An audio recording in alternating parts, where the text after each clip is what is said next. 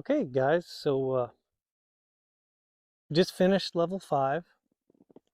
So as an example, went on a ride and we got back. I want to leave the horse better than I found him. So I'm going to always finish the way we started. We're going to groom for mindset. Well, I got to take off all your tack here, Cinnamon, and give you a good brushing. So I did tie her to the rail with my bitless bridle, but I'll put my halter on her neck, and then I can take her bridle off.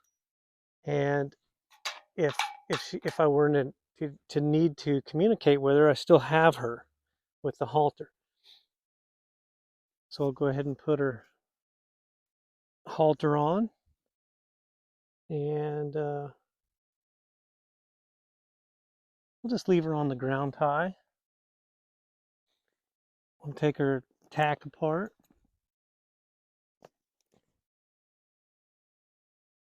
And I'm still thinking calm, quiet thoughts, presenting to her what I expect from her. I don't want her to be, all jazzed up or anything whenever I take her back to the herd, because I want to leave her better than I found her. I want her nice, calm, quiet, relaxed. And grooming for mindset, level 1, we're going right back to that. That mindset of calm, quiet thinking, freeing up any restrictions in her mind, tensions in her body. That's what I want. I want her to truly be relaxed.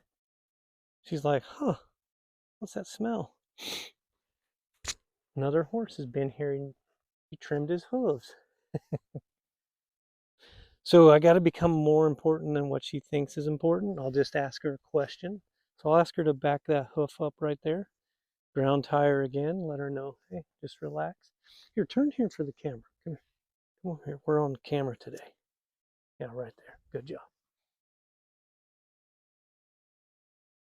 And that grooming for mindset is another way for us to check in with ourselves.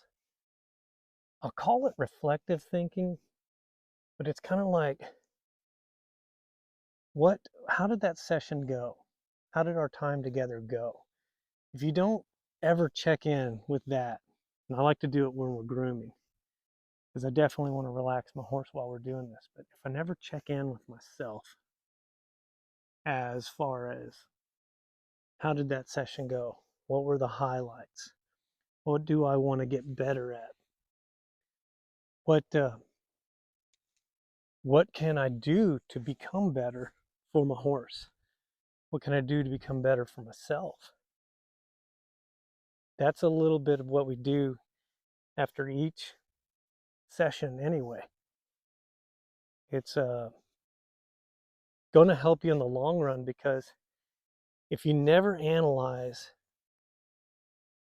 yourself and what you just did, in that session with your horse, you're not going to develop as much awareness.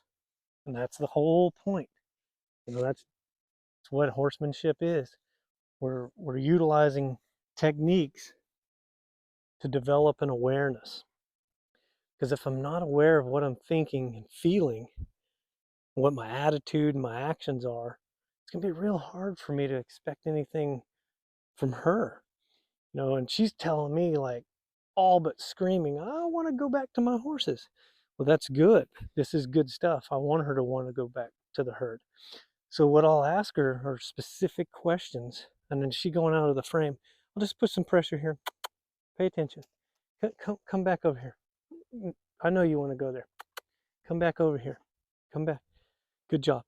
So I want to always have this ability to communicate effectively and efficiently to her, so that she has a realistic expectation of what I'm going to do.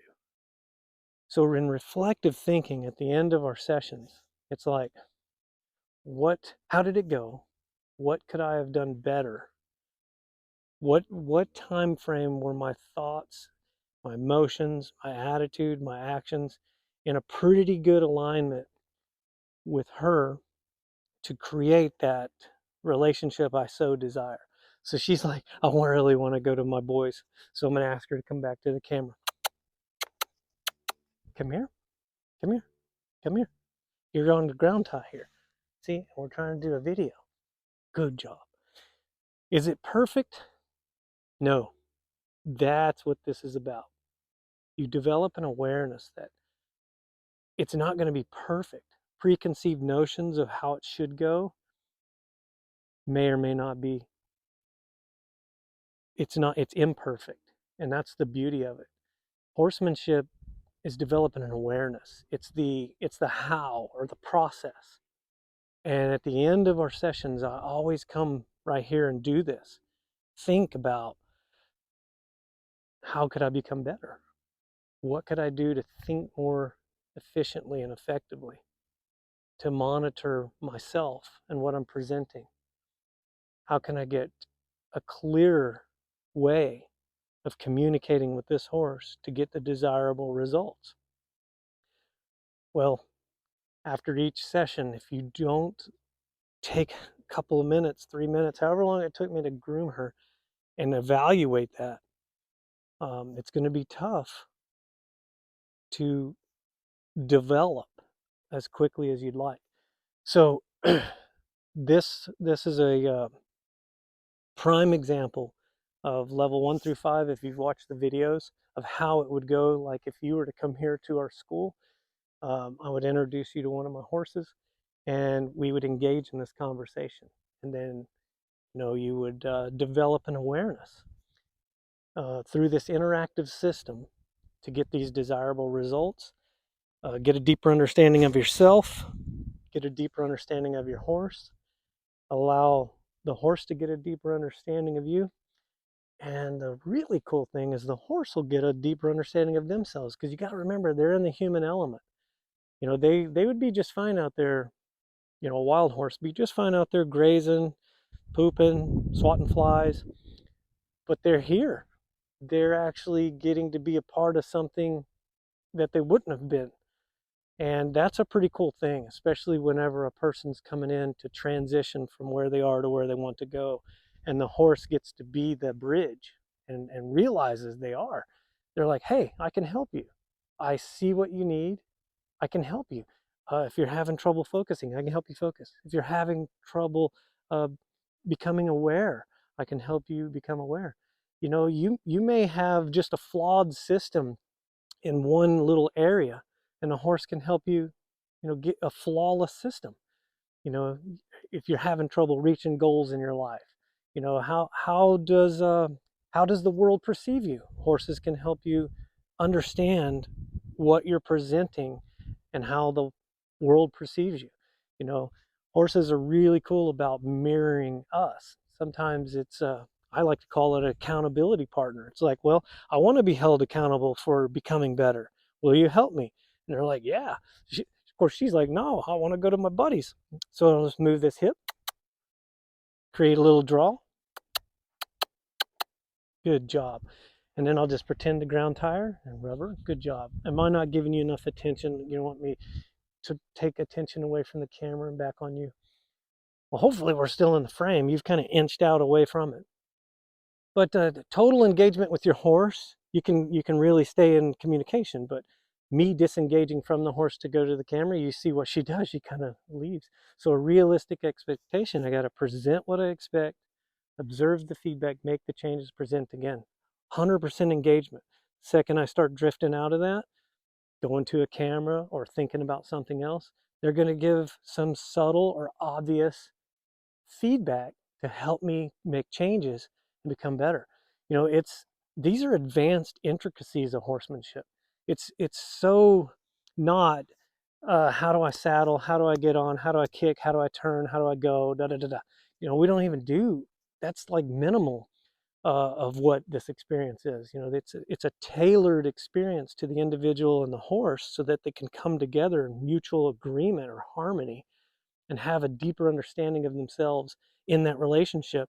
And then through law of repetition, continue it and grow it and become whatever it is they want to become. So it's pretty cool. Helps us live in the moment rather than thinking about the past or thinking about the future. And that's what the end of level 5, you know, kind of bringing all that in, helps us gain that awareness and understanding. It's like, was my focus as good as it could have been in that interaction through the 5 levels of horsemanship that I just shared with her? Was I distracted by the squirrel in the tree? Was I distracted by the trash truck that went by? You know, whatever. Um, Wherever you are, there's going to be distractions. There's going to be outside influences that can, you know, cause an interruption in your feedback loop with your accountability partner. You know, that's how you develop the awareness. It's not good or bad. I like to call it strengths and weaknesses. You know, are you stronger at focusing when the time needs to be? Have you noticed a 1% advantage or gain each time, each session? That's progress. That's what you want. And this is where you evaluate it.